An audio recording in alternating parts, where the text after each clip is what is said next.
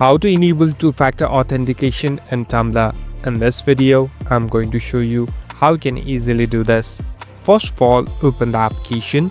Now, here on the right bottom, you can see this profile icon. Simply tap on the profile icon. Here on the right top, tap on Settings. So now, we are in the Settings interface.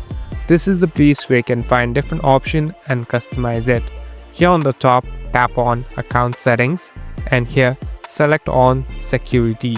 So this is the place where you can turn on two-factor authentication.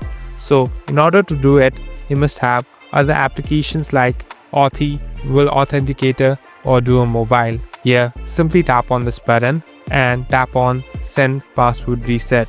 So after you do this, a code will be sent to your Gmail, and later you can easily use it to verify and have two-factor authentication in this account.